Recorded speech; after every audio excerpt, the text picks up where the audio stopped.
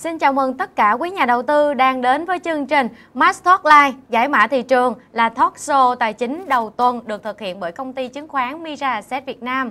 Sau đây mời quý nhà đầu tư điểm lại những thông tin nổi bật trong tuần qua.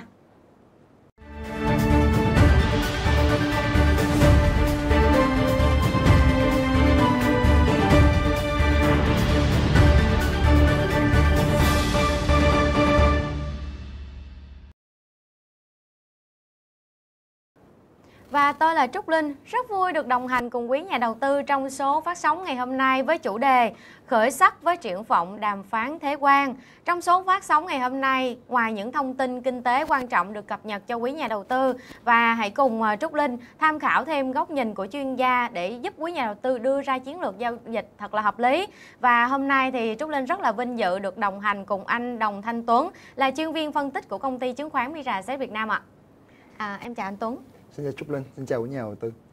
Thưa anh Tuấn, thì trong tuần vừa rồi cũng là tuần đầu tiên mà hệ thống công nghệ thông tin KRX chính thức được đưa vào vận hành, và tin mừng cho đến nay thì hệ thống đang có phát ra những cái tín hiệu rất là mượt mà và thành công, và điều đó cũng tác động đến tâm lý của nhà đầu tư khi những phiên đầu tuần của tuần rồi là phản ứng một cách tích cực, và cộng với là khởi sắc của việc đàm phán thế quan trong tuần vừa rồi đã làm cho thị trường chứng khoán tăng hơn 40 điểm và kết thúc ở 1.267 điểm, mức tăng khá là ấn tượng, và thanh khoản cũng bắt đầu hồi phục lên sau kỳ nghỉ lễ dài vừa rồi. Thì theo anh Tuấn thì đánh giá như thế nào về sự hồi phục này thưa anh ạ? Cảm ơn câu hỏi của Linh. Thì chúng ta thấy là trong tuần rồi thị trường đã khá nhiều tin tức mang tính là tích cực đi. Thứ nhất vào đoạn mà đầu tuần trước khi kết thúc kỳ nghỉ lễ, chúng ta thấy là bên phía chính phủ họ trình lên đến Bộ Chính trị ban hành những cái nghị quyết mang tên là Bộ Tư chiến lược, bao gồm nghị quyết số 57 về việc đột phá phát triển khoa học công nghệ, đổi mới sáng tạo và chuyển đổi số quốc gia, nghị quyết số 59 về việc hội nhập quốc tế, rồi nghị quyết số 66 về việc đổi mới công tác xây dựng và thi hành pháp luật, và cuối cùng là nghị quyết số 68 về việc phát triển kinh tế tư nhân. Rồi đến ngày 7 tháng 5 chúng ta thấy là Việt Nam bắt đầu chính thức bước vào vòng đàm phán với phía Hoa Kỳ về việc làm phán thuế quan. Rồi vào ngày 8 tháng 5 chúng ta thấy là bên phía Thủ tướng Chính phủ đã ban hành công điện số 59 về việc là triển khai các giải pháp hỗ trợ nhằm hạn chế những cái ảnh hưởng bất lợi từ việc thương chiến. Thì cùng với những cái động thái mới từ hoạt động của KRX thì chúng ta thấy là thị trường nó khá là tích cực. Như trong tuần rồi thì gần như cái sàn sóng tăng điểm chung nó diễn ra trên toàn cầu luôn, nó khá là tích cực nhìn chung là như vậy. Xét về thị trường chứng khoán Việt Nam nói riêng thì như Linh có chia sẻ, chúng ta thấy là VN tuần rồi tăng hơn 40 điểm, cụ thể là tăng đến tầm 41 điểm, mức tăng đến tầm 3,34% so với tuần trước. Đà tăng trong tuần rồi tôi thấy là khá là ổn định, và vậy gần như là lan tỏa đến mọi nhóm ngành. Cụ thể như là nhóm bất động sản là tăng khoảng hơn 16 điểm, tổng góp về tài tăng chung là hơn 16 điểm. Rồi ta thấy là ngân hàng, nguyên vật liệu chủ yếu là thép này, tiện ích này, IT tất cả đều tăng điểm, và chỉ có duy nhất là nhóm ngành bán lẻ là giảm nhẹ trong tuần qua thôi, nhưng nhìn chung mức giảm là không đáng kể cho lắm. Nhìn vào một số câu chuyện nó cụ thể hơn một xíu, tôi thấy là đà tăng tuần rồi nó khá là cô động ở đây chúng ta thấy là nhóm Vingroup họ vẫn là nhóm cổ phiếu mang tính dẫn dắt thị trường, với riêng cái đà tăng đến từ riêng cổ phiếu của Vingroup và Vinhome nói chung, đóng góp vào hơn 10 điểm so với đà tăng chung của thị trường.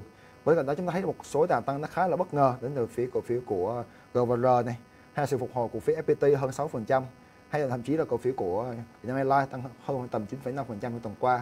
Nhìn chung bối cảnh tuần qua khá là tích cực. Trong tuần vừa rồi thì động lực chính cũng đến từ cổ phiếu họ nhà Vin, khi họ trong ngày 13 tháng 5 là ngày mai thì họ sẽ đưa ra phiên giao dịch đầu tiên niêm yết trên sàn HOSE với 1.8 tỷ cổ phiếu. Đó là một cái thông tin rất là tích cực mà các nhà đầu tư nên quan tâm theo dõi. Và sau đây thì dành một chút thời gian để quảng cáo các sản phẩm đến từ công ty chúng tôi ạ.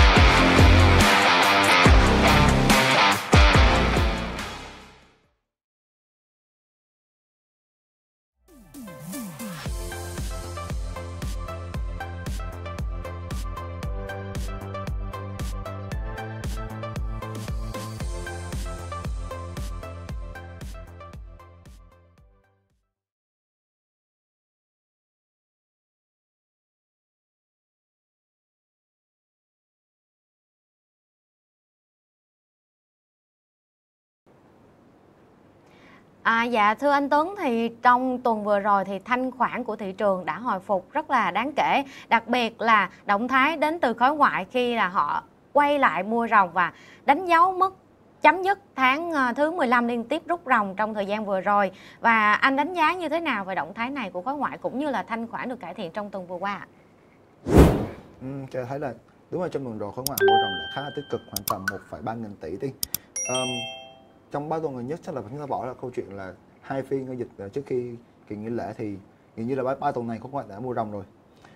Thì như Linh chia sẻ thì họ kết thúc cái chuỗi bán ròng nó khá là lâu, khoảng tầm 15 tháng. Thì bối cảnh chung trong tuần rồi chúng thấy đó là khối ngoại họ mua ròng những cổ phiếu như là Đất Xanh khoảng tầm là 262 tỷ, Vingroup khoảng tầm 260 tỷ và theo sau là Nam Long khoảng tầm 222 tỷ. Với cạnh đó họ đã bán ròng một số cổ phiếu khá là lớn, khoảng tầm là 426 tỷ đối với cổ phiếu là Vietcombank, 334 tỷ đối với cổ phiếu là của Vinhome. Nhìn chung bức tranh chung của khối ngoại là họ có mua ròng, họ có bán ròng, nhưng mà nhìn chung cái quan điểm của họ về câu chuyện là bán ròng nó đã giảm đi rất là nhiều rồi. Ở một chiều hướng khác chúng ta thấy là bên nhóm tự doanh họ đã bán ròng khoảng tầm 1,1 nghìn tỷ. Ở tuần trước đó, khoảng tầm tuần trước kỳ nghỉ lễ họ đã mua ròng trở lại, nhưng mà hiện tại đang bán ròng. Họ bán ròng một số cổ phiếu như là CII khoảng tầm gần 200 tỷ, Techcombank về VRE một cổ phiếu khoảng tầm 100 tỷ. Nhìn chung thì chúng ta thấy cái sự gọi là đảo chiều của một số nhóm nhà đầu tư nó khá rõ rệt.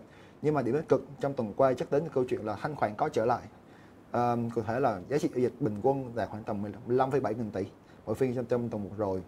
Nhưng mà cái điểm tích cực của tuần rồi không phải đến từ câu chuyện là thanh khoản tăng, nhưng mà thanh khoản ở đây thấy là mặc dù tăng là so với tuần trước kỳ nghỉ lễ thôi, nhưng mà nó giảm khá là nhiều so với mức bình quân của tháng 4, cụ thể là giảm đến tầm 22%. Trong tháng 4 nó thấy là cái giá trị giao dịch bình quân nó rơi vào tầm hơn 20.000 tỷ một xíu, hiện tại vẫn đang khoảng tầm 15-16.000 tỷ.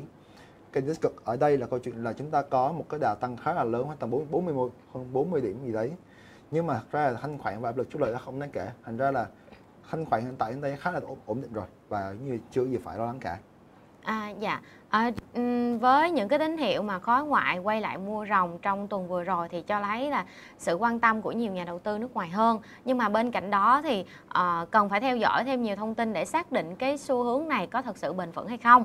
Còn đối với thị trường chứng khoán quốc tế trong tuần vừa qua thì sắc xanh gần như đã bao phủ một cách khá rộng, thậm chí là tăng điểm hơn kỳ vọng so với mức giảm trước đó trên thị trường Nhật Bản và Mỹ. Thì điều này đến từ kỳ vọng của việc là đàm phán thuế quan cũng như là chờ đợi các chính sách mới. Thì theo anh Tuấn thì diễn biến lần này có gì khác biệt so với những cái đợt hồi phục trước đó từ thị trường chứng khoán thế giới không anh? Tuần rồi chắc là một tuần khá là bận rộn đối với cái bối cảnh vĩ mô chung trên thế giới. Chúng ta thấy là bên phía của Mỹ và Anh Quốc họ đã có những cái thông báo sơ bộ về việc là hoàn tất đàm phán ở vòng ít nhất là vòng đầu tiên. Nhưng mà chi tiết về cái cuộc đàm phán giữa Mỹ và Anh thực ra nó không có quá nhiều thông tin bất ngờ đâu. Chủ yếu là những thông tin mà chúng ta đã thấy họ đã đàm phán từ trước rồi. Bây giờ họ chỉ có gọi là bắt đầu họ hiện thực hóa những cái thỏa thuận đó thôi. Và bản thân cái chi tiết của những cái buổi đàm phán này nó vẫn sẽ cần thêm thời gian để mà đàm phán thêm vào chi tiết. Và dự kiến là sẽ có thể gọi là mình sẽ finalize lại ít nhất là tầm 1-2 tháng tới. Nhìn chung nó không phải là cái gì mới đối với phía đàm phán giữa Mỹ và Anh, nhưng mà cái mà cải thiện được tâm lý chung đó là câu chuyện là bây giờ Mỹ họ bắt đầu có những cái động thái nhượng bộ hơn, câu chuyện là đàm phán thuế quan rồi, và nó mở ra những cái triển vọng mới dành cho những quốc gia đã và đang chuẩn bị đàm phán với Mỹ, đặc biệt như Việt Nam chúng ta có buổi đàm phán đầu tiên vào ngày 7 tháng 5. Tuy nhiên thì chúng ta vẫn chưa thấy những cái thông báo chi tiết về cái kế hoạch đàm phán này kể từ phía Việt Nam hay là cả về phía Mỹ. Thì thực tế là cái cuộc đàm phán giữa Mỹ và Anh nó sẽ là một cái bước đệm đầu tiên để mà chúng ta thấy được những cái kinh nghiệm để chúng ta đàm phán nó tốt hơn trong tương lai. Ngoài câu chuyện là Anh và Mỹ, ta có là bên phía riêng về Mỹ thôi. Chúng ta thấy là Fed họ vẫn đang khá là thận trọng trong việc là đưa ra một cái lộ trình mới về việc hạ lãi suất trong năm nay. Trong kỳ họp tháng 5 của họ vẫn giữ nguyên mức lãi suất ở cái vùng là 4,25 và 4,5%. Và đồng thời bên phía của chủ tịch Fed là ông Powell cũng đưa ra những cái nhận định khá là thận trọng về câu chuyện là ông vẫn tỏ ra quan ngại về câu chuyện là lạm phát đến từ áp lực đến từ phía thuế quan này, hay là những cái động thái về câu chuyện là thị trường lao động cũng đang khá là khó đoán. Tại vì chúng ta thấy là tỷ lệ thất nghiệp đang tăng khá là nhẹ rồi. Một câu chuyện khác nữa đến từ phía của Trung Quốc, chúng ta thấy là Trung Quốc họ vẫn đang tích cực đàm phán với phía Mỹ. Đó là một cái động thái tích cực đầu tiên mà thị trường đang rất cần thời điểm lúc này. Thì trên thực tế chúng ta thấy là Mỹ và Trung Quốc họ bắt đầu đàm phán vào giai đoạn cuối tuần vừa qua là ngày 10 và ngày 11 tháng 5. Tất nhiên là chúng ta thấy là đây là vòng đầu tiên, đây là vòng đàm phán sơ bộ thôi. Chúng ta chưa thể kỳ vọng được những cái gì nó quá là mới, chúng ta không thể kỳ vọng những cái gì nó quá là gọi là khác biệt đi. Thực tế thì bên phía Trung Quốc họ cũng đang chuẩn bị cho một cuộc chiến dài hơn. Có thể là chuẩn bị thấy là bên phía của BOC là ngân hàng trung ương Trung Quốc họ đã tức là họ hạ lãi suất khoảng tầm 10% xuống mức là 1,4% đối với các hợp đồng kỳ hạn 7 ngày, cụ thể là các hợp đồng mà mua lại đóng ngược RMB. Bên cạnh đó chúng ta thấy là bên phía BOC họ đã giảm tỷ lệ dự trữ bắt buộc của các ngân hàng thương mại về thêm 50 điểm cơ bản rồi và đưa mức bình quân xuống tầm 6,2%. Lần cuối cùng họ làm điều này chắc là rơi vào tầm cuối năm ngoái hoặc tầm quý 3 năm ngoái gì đấy. Thì nhìn chung ta thấy là bức tranh của thương chiến nó bắt đầu nó rõ ràng hơn. Các hoạt động đàm phán nó bắt đầu nó ổn định hơn. Và trong cái báo cáo chiến lược của bên phía của Fabrice thì họ cũng đã đề cập một câu chuyện rằng tháng 5 là một cái tháng nó khá là ổn định. Chúng ta đâu đó có khả năng chúng ta sẽ không thấy được cái hiện tượng về sell in May and go away. Nhưng mà những cái bất định về câu chuyện thuế quan, đàm phán này kia nó vẫn sẽ có ở đó thôi. Nhưng mà cái hiện tại chúng ta thấy là nó khá là hiện hữu về một câu chuyện là thị trường chứng khoán nó không phải là thị trường kinh tế, và kinh tế nó không phản ánh được câu chuyện của thị trường chứng khoán. Tại vì trên thực tế chúng ta thấy là ok, chúng ta có đàm phán, chúng ta có những cái sự thay đổi mặt quan điểm, nhưng mà để mà đi đến được cái kết quả đàm phán cuối cùng nó sẽ không phải là câu chuyện mà chúng ta sẽ thành lập được, chúng ta sẽ đạt được trong ít nhất trong vòng 6 ngày tiếp theo. Và đây những cái rủi ro mà thị trường còn phải cân nhắc. Dạ, một cái ý mà anh Tuấn vừa đề cập thì Trúc Linh cũng khá là hứng thú về cái chủ đề mà anh nói, đó là kinh tế không phải là chứng khoán và ngược lại là chứng khoán không phải là kinh tế. Thì nhưng mà thực tế thì cái giai đoạn gần đây thì nhiều nhà đầu tư có vẻ là ít quan tâm đến nhiều cái vấn đề về điều chỉnh lãi suất hay gì giống như đợt trước từ Cục Dự trữ Liên bang Mỹ, mà họ quan tâm khá nhiều vào việc là kết quả của các cuộc đàm phán thuế quan.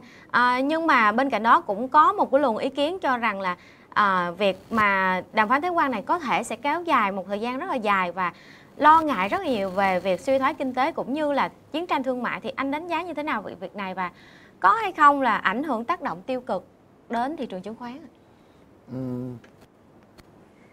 Câu này khá là khó. Tôi sẽ cố gắng là mình sẽ tách ra theo nhiều phần khác nhau.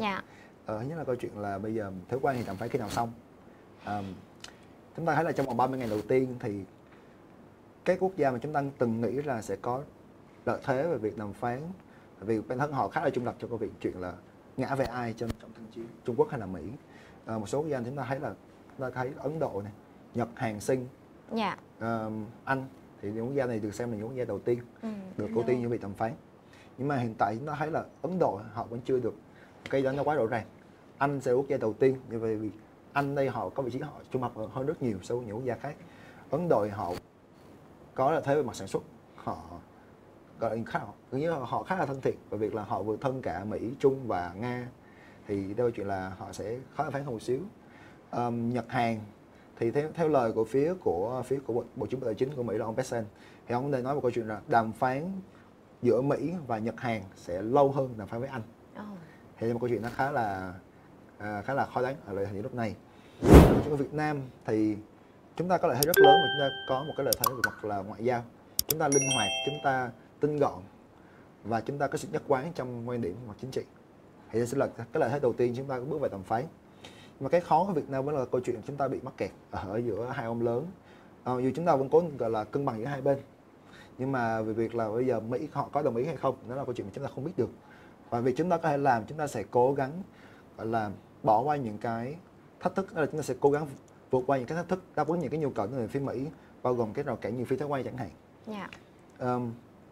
Câu chuyện tiếp theo là câu chuyện là liệu bây giờ có suy thoái hay không, thì tôi nghĩ là khá là khó để đoán. Chúng ta thấy cái GDP quý 1 của Mỹ có tăng trưởng âm, đó khoảng tầm 0,3% gì đấy so với lại quý trước. Thì câu chuyện này nó khá là khó ở đây là nó có khá nhiều yếu tố đang xen với nhau về câu chuyện là hạch toán kinh tế. Chúng ta thấy là các nhà sản xuất tại Mỹ họ nhập khẩu khá nhiều trong quý 1, có thể là trong tháng 3, tới sẽ là tháng 4, trong câu chuyện là họ đang cố gắng nỗ lực tận dụng từng phút giây có thể để mà họ chỉ thôi nhập hàng trước khi mà những cái quyết định về thuế quan nó có hiệu lực lên chuyện về giá sản phẩm. Tiếp theo chúng ta cũng thấy là chi tiêu về chi tiêu công của Mỹ trong quý 1 cũng giảm. Chắc là một phần ảnh hưởng bởi những cái động thái về việc là cắt giảm chi tiêu của phía chính phủ thông qua cái định hướng của ông Elon Musk và ông Trump nói chung. Thế theo câu chuyện là chi tiêu tiêu dùng của người dân Mỹ trong quý 1 cũng đã giảm. Thì chúng ta thấy là tháng 1 và tháng 2 của Mỹ doanh số bán lẻ khá là thấp, gần như là tháng 1 là tăng trưởng âm này, tháng 2 là gần như không tăng trưởng này, rồi tháng 3 có tăng trưởng mạnh, nhưng mà chủ yếu là đến từ việc là người tiêu dùng họ tranh thủ họ mua ô tô nhiều hơn. Tại vì ô tô là một trong những mặt hàng gọi là chiến lược của phía Mỹ, và ông Trump đã lên tiếng về việc là sẽ áp thuế ở mặt hàng ô tô trong giai đoạn của tháng 3 và đầu tháng 4. Và cuối tháng 4 ông mới bắt đầu cân nhắc câu chuyện là sẽ miễn thuế mà thôi, và như là kéo dài cái thời gian này để mà các nhà sản xuất tại Mỹ có thể là chuyển đổi chuỗi cung ứng. Nhưng mà câu chuyện nó khá là dài hơn, và bên phía người tiêu dùng họ đã phản ứng trước rồi. Thì đó câu chuyện là bây giờ có suy thoái hay không, thì cơ bản là các tổ chức lớn như chúng ta có Fed, có WTO hay là IMF đều đồng ý một câu chuyện là bây giờ nếu như phía Hoa Kỳ giữ nguyên tất cả các thuế quan hiện tại thì khả năng cao chúng ta sẽ có suy thoái. Nhưng mà bây giờ chúng ta thấy là gần như là chúng ta thấy là ông Trump ông đã thay đổi khá là nhiều so với những cái gì mà ông đã từng cam kết trong cái đợt mà tranh cử. Trong kỳ báo cáo chiến lược tháng 5 thì Tuấn có đề cập một câu chuyện là bây giờ có thể là ông Trump ông ấy sẽ không điên như ông ấy đang hành động như vậy. Tức là sẽ có một cái chiến lược gì đó đằng sau. Thì có những cái tổ chức về mặt nghiên cứu đối ngoại ấy, họ có đề cập tới một cái thuật ngữ tức là the madman theory, tức là câu chuyện là lý thuyết người điên. Tức là mình thấy một vị lãnh đạo khá là khó đoán về hành vi, về mặt chính sách, và bản thân ông ấy sẽ dùng những cái này làm một cái đòn bẩy để mà gia tăng sức ép lên các quốc gia đồng minh cũng như về đối thủ. Và cũng như câu chuyện mà chúng ta thấy là ông Trump ông ấy hoãn thuế 90 ngày thì cơ bản thì chúng ta thấy là chúng ta chỉ còn 90 ngày để đàm phán mà thôi. Và để đàm phán với một lúc hơn 70 quốc gia, 60 70 quốc gia ở trong vòng 90 ngày nó rất là khó. Và để thực sự là chúng ta có một cái kết quả nó thật sự khởi sắc và thực sự là hợp lý với cả hai bên thì gần như là có nghĩa là điều không thể, ít nhất là thời điểm lúc này. Tại vì chúng ta sẽ cần một cái framework, chúng ta cần một cái khung chính sách, một cái nền tảng vững chắc đến từ một quốc gia đã được đàm phán rồi, đã được thỏa thuận rồi. Và nó sẽ là những cái kết bạn để những quốc gia khác học theo và sử dụng chung một cái framework đấy để mà tham gia đàm phán. Thì đó vẫn là khá là khó đến lúc này. Có một câu chuyện cuối cùng nó sẽ chia sẻ thêm một câu chuyện quốc tế là câu chuyện là Share America. Thì trong tháng 4 thì cái chuyện về Share America nó khá là hiện hữu. Chúng ta thấy là chứng khoán thì giảm này, đồng đô la thì giảm này, rồi trái phiếu thì lãi suất trái phiếu thì tăng này. Thì gần như chúng ta thấy là gần như dòng vốn toàn cầu họ bán tất cả những gì liên quan đến Mỹ, bán trái phiếu này thì khiến lãi suất khiến chi phí vốn của Mỹ tăng lên này, họ bán luôn cả đô khiến cho các đồng tiền nội tệ như là GBP, Euro hay là Australian hay là đồng đại tệ thì tất cả những đồng tiền đều tăng trong tháng 4. Thì đây là một chuyện nó khá là khó đoán ở lúc này, tại vì nó có một xu hướng chung là cái xu hướng về unwinding và cái dòng vốn về carry trade. Và vào tháng 8 năm ngoái chúng ta đề cập cái câu chuyện là khi mà các nhà đầu tư họ thoát khỏi các vị thế carry trade liên quan đến chuyện là vay yên Nhật xong rồi đầu tư các tài sản có lãi suất cao ví dụ như là đồng đô la Mỹ, thì khi mà họ unwinding, họ né tránh rủi ro, họ đưa về cái vị trí là nắm giữ GPY nhiều hơn, thành ra là sẽ có cái sự bán tháo khá là mạnh so với thị trường chung. Cái câu chuyện unwinding này nó khá là hiện hữu, tại sao chúng ta thấy là đồng Việt Nam đồng nó không bị ảnh hưởng? Thì chúng ta thấy là tỷ giá trong tháng 4 chúng ta tăng khá là đều. Chúng ta thấy là cái sự phân hóa khá là rõ giữa câu chuyện là diễn biến của DXY và diễn biến của tỷ giá đô và Việt Nam đồng. Thì đó là một sự kiện nó khá là phải nhìn mặt kỹ thuật nhiều hơn. Đó là chúng ta là một nền kinh tế có mức lãi suất chi phí vốn không quá thấp để chúng ta so sánh với những quốc gia đang phát triển như là về phía của châu Âu này, hay là phía của Anh này, hay là Nhật, Đài nói chung, thì mức chi phí vốn của chúng ta gọi là không thấp. Thành ra chúng ta sẽ không thấy những cái sự unwinding về việc là bán Việt Nam đồng để mà bán Việt Nam đồng hoặc là vay Việt Nam đồng để đầu tư vào sang Mỹ thì nó khá là hiếm. Thành ra chúng ta sẽ không bị ảnh hưởng khá là nhiều. Cái chúng ta bị ảnh hưởng nhiều hơn là câu chuyện là tại sao tỷ giá chúng ta tăng trong tháng 4 là chúng ta có sự bất định về câu chuyện là thuế quan khiến cho FDI hoặc là khiến cho các dòng vốn về liên quan đến đô nó thoát khỏi thị trường Việt Nam khá là nhiều và nó tạo ra một cái nhu cầu khá là lớn ở Việt Nam giữ đô. Thành ra là chúng ta thấy là tỷ giá trong tháng 4 chúng ta vẫn tăng. Nhìn chung mà bước qua đầu tháng 5 thì tỷ giá chúng ta cũng trở lại rồi thì nó khá là tốt. Chúng ta vẫn có bên phía Mỹ là vẫn có những cái thông điệp khá là phù hợp về việc là sẽ hạ lãi suất, nhưng mà họ sẽ đang canh thời gian, đó là mức kỳ vọng chung của thị trường đang hạ tầm 3 lần gì đấy, 3 đến 4 lần, mỗi lần tầm 25 điểm cơ bản. Thành ra là nếu chúng ta bước được đến giai đoạn cuối cùng của năm, thành ra chúng ta vẫn có lợi thế về mặt là chênh lệch lãi suất giữa Việt Nam đồng và đô la Mỹ. Thành ra áp lực tỷ giá về cuối năm sẽ đỡ hơn rất nhiều so với hiện tại. Dạ, rõ ràng là mình cũng phải đợi một cái thời gian nữa để biết là những cái tín hiệu và kết quả của các cuộc thỏa thuận về đàm phán thuế quan sắp tới. Và chúng tôi sẽ luôn luôn cập nhật những cái thông tin như chuyên gia vừa đề cập ở trên bản tin của chứng khoán Mirasett.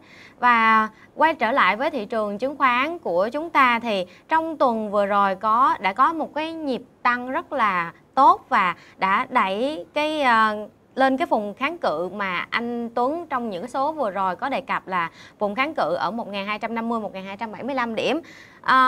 Đây cũng là vùng mà kiểm định cái lực cung cầu rất là quan trọng và tâm lý nhà đầu tư bắt đầu thận trọng hơn trong cái quyết định giao dịch của mình. Thì anh Tuấn đánh giá như thế nào và triển vọng giao dịch của tuần này sẽ như thế nào vậy?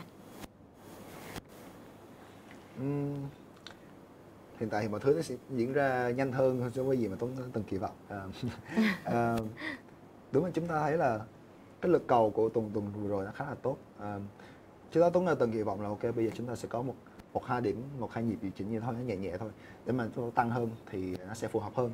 Còn nếu mà thật sự là tăng liền trong tuần rồi thì cá nhân Tuấn sẽ khá là khó để phản ứng, ít nhất là lúc này.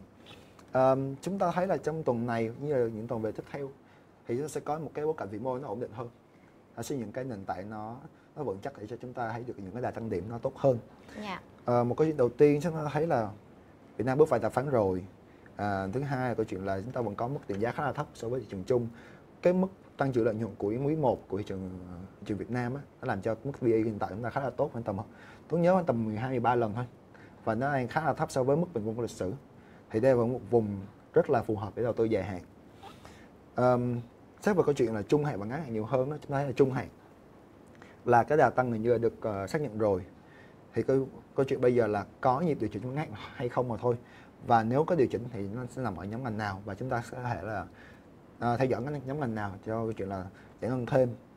Về mặt ngắn hạn tôi nghĩ là sẽ có một vài nhịp điều chỉnh gì đấy, ít nhất là thị trường sẽ rơi vào cái trạng thái là khá là thận trọng trong tuần này. Đó là sau một đợt tăng thì chúng ta sẽ có một cái đà nó sẽ hơi sideways một xíu, hơi đi ngang một xíu. Và nó sẽ kỳ vọng được cái vùng hỗ trợ mới sẽ hình thành ở vùng là 1230, 1250 điểm. Và nếu chúng ta thấy được cái sự hỗ trợ mới hình thành ở vùng này thì tôi sẽ kỳ vọng thêm là thị trường sẽ tiếp tục chinh phục cái vùng khoảng chống giá khoảng tầm 1280 tới một vùng 1300 điểm. Đấy là câu chuyện là trong tuần này sẽ khá là ổn định. Còn câu chuyện là bây giờ thị trường nên mua hay nên bán thì cái nhân tôi sẽ không nói được, tại vì cái nhân tôi sẽ làm về vĩ mô thôi, không làm về ngành. Thì cá nhân tôi sẽ theo dõi một số ngành nó khá là thú vị thôi. Như ngành bán lẻ thì câu chuyện là về doanh số bán lẻ hiện tại chúng ta khá là tốt, tăng trưởng tầm 11% so với cùng kỳ, tính là trong tháng 4. Cái định hướng của phía chính phủ cũng là thúc đẩy cái việc tiêu dùng nội địa nhiều hơn, ít nhất trong năm nay. Thì ý là nhóm bán lẻ tôi sẽ là nhóm mà tôi sẽ theo dõi trong tuần này. Những cái thông tin mà anh Tuấn vừa đưa ra từ chiến lược ngắn hạn, trung hạn và dài hạn, cũng như là nhóm ngành mà các nhà đầu tư nên cân nhắc trong giai đoạn sắp tới, cũng là một cái nơi để trú ẩn cho những cái nhóm ngành có định giá hấp dẫn. Trúc Linh vừa nhận được một cái câu hỏi của quý khán giả được gửi đến chúng tôi, đó là chắc nhờ anh Tuấn giải đáp cho quý nhà đầu tư đang cầm cổ phiếu không biết nên mua hay nên bán, thưa chuyên gia. Vâng, thì tôi nghĩ câu hỏi này là câu hỏi chung của tất cả các chứng thủ thôi. Thì cái nhân tố như vậy là câu hỏi bây giờ ra là nên mua hay bán, hay là mình sẽ xem thị trường thôi. Bây giờ nên mua hay bán tùy thuộc vào câu chuyện là chúng ta đang cầm cái gì. Chúng ta sẽ cầm cổ phiếu nó bị ảnh hưởng nhiều hay không bởi thương chiến, hay là cổ phiếu nó có nhiều triển vọng được hưởng lợi từ những cái tăng trưởng hoặc vĩ mô của Việt Nam hay không. Thì nó hai yếu tố. Thứ nhất câu chuyện là thuế quan có ảnh hưởng hay không. Thì thuế quan hiện tại theo như tôi đánh giá thì ảnh hưởng lớn nhất sẽ là ảnh hưởng đến nhóm sản xuất ở thị trường trong nước, tại vì cái phần lớn những cái mặt hàng xuất khẩu của mình đến từ nhóm FDI, đặc biệt cái mặt hàng như là điện tử, điện thoại hay là linh kiện máy tính các thứ. Nhưng mà những nhóm này đã được đưa vào hết miễn thuế rồi, và hiện tại chúng ta sẽ không quá lo về cái chuyện là FDI. Thành ra cái nhóm mà tích cực đầu tiên sẽ là nhóm về phía là nhóm bất động sản khu công nghiệp, tại vì trước đây về mặt thuế quan á, ta lo nhất là chúng ta lo là bây giờ nếu chúng ta chịu thuế cao như vậy thì sẽ không ai đến Việt Nam đặt nhà máy cả. Thì họ có thể chọn những cái nhà máy từ phía Ấn Độ chẳng hạn. Ấn Độ họ chỉ bị áp thuế tầm 26% thôi. Thì ở Việt Nam 46% thì chắc chắn họ sẽ chọn Ấn Độ, tại vì họ có lợi thế tương tự với Việt Nam. Khác về thuế về mặt địa lý thôi. Thì Ấn Độ sẽ là quốc gia sẽ cái sự hưởng lợi. Nhưng mà Việt Nam nếu chúng ta đưa về mức gần như bằng Ấn Độ, hoặc là chúng ta được miễn trừ về một số mặt hàng kia điện tử rồi, thì nhóm bất động sản công nghiệp sẽ là nhóm tiếp tục sẽ được hưởng lợi. Và câu chuyện là FDI tiếp tục sẽ trở về Việt Nam thôi. Tiếp theo câu chuyện là những nhóm hàng sản xuất có tỷ trọng lớn mà xuất khẩu, như là chúng ta thấy Vinamilk có tầm 20% doanh thu đến từ phía thị trường nước ngoài, thì khả năng cao chúng ta sẽ thấy được Vinamilk sẽ bị hit đâu đó không ít thì nhiều thôi, tại vì nó đang chưa nằm trong danh sách được miễn trừ và chúng ta chưa biết là mức thuế sẽ bị áp là bao nhiêu. Một số mặt hàng khác như thủy hải sản hoặc là những mặt hàng về nông nghiệp, đây là những mặt hàng mà bên Mỹ họ cũng muốn đẩy mạnh xuất khẩu. Thì chúng ta vẫn chưa biết là ảnh hưởng như thế nào, thì tôi nghĩ vẫn cần phải theo dõi. Và cần phải theo dõi thêm là những cái doanh nghiệp nằm trong những mặt ngành, những cái ngành hàng này họ có tỷ trọng bao nhiêu, cái exposure của họ với thị trường nước ngoài là bao nhiêu, và exposure riêng với Mỹ là bao nhiêu phần trăm, thì đó chúng ta còn phải theo dõi thêm. Sẽ về dù trong nước chúng ta có những ngành nó có những cái câu chuyện nó thú vị hơn. Như ngành điện chúng ta sẽ thấy là trong 2025 sẽ được Việt Nam thúc đẩy khá là nhiều, tại vì chúng ta muốn đẩy mạnh hoạt động sản xuất nội địa cho củng cố được câu chuyện là doanh nghiệp FDI họ vào Việt Nam họ tin tưởng hơn, họ an tâm hơn, thì chúng ta phải đảm bảo yếu tố đầu tiên, yếu tố về đủ điện. Thì nếu muốn đẩy mạnh sản xuất, chúng ta phải đẩy mạnh phát triển điện. Chúng ta có được rất nhiều những cái chiến lược mới về việc phát triển điện hạt nhân, điện năng lượng tái tạo, là điện nhiệt điện các thứ, thì tất cả những này sẽ là bổ trợ chung cho ngành điện. Chi tiết thì tôi nghĩ sẽ có những cái anh chị bên phòng research anh ấy sẽ trả lời câu hỏi nó tốt phù hợp hơn. Ở một số ngành nghề khác chúng ta có thể theo dõi là bán lẻ, tại vì bán lẻ chúng ta vẫn nằm trong cái bối cảnh vĩ mô khá là phù hợp. Tăng trưởng doanh số bán lẻ vẫn có, định hướng về tăng trưởng tiêu dùng vẫn có. Nếu chúng ta thấy là tăng trưởng GDP trong năm nay mục tiêu tầm 8% đi, thì với tỷ trọng tầm 55% đến từ có chút tiêu dùng cá nhân, tiêu dùng hoặc gia đình, thì chắc chắn là nhóm bán lẻ sẽ nhận được hưởng lợi đầu tiên. Thì khả năng cao như vậy. Cảm ơn những thông tin mà anh Tuấn vừa đưa ra. Thì bên cạnh đó, quý nhà đầu tư có thể cân nhắc giữ một cái tỷ trọng tương đối an toàn, và giai đoạn này thì hạn chế sử dụng margin, đòn bẩy để đưa cái vị thế tài khoản của mình an toàn hơn. Và bên cạnh đó luôn theo sát những thông tin về diễn biến của thuế quan và các thông tin về kinh tế trong và ngoài nước trong các bản tin mà Miraset cập nhật. Cảm ơn anh Tuấn đã mang đến rất là nhiều thông tin cho chúng ta ngày hôm nay. Hy vọng những thông tin này sẽ giúp quý nhà đầu tư đưa ra chiến lược đầu tư rất là hợp lý cho tài khoản của mình. Và đến đây thì thời lượng của chương trình cũng đã hết. Hẹn gặp lại quý nhà đầu tư vào các số phát sóng tiếp theo vào lúc 8:30 sáng thứ hai hàng tuần. Và nếu như mà thấy thông tin của chúng tôi quan trọng thì like và share và đăng ký kênh để nhận được những thông báo mới nhất từ chúng tôi. Còn bây giờ Trúc Linh và anh Thanh Tuấn xin chào và chúc quý nhà đầu tư một tuần giao dịch hiệu quả.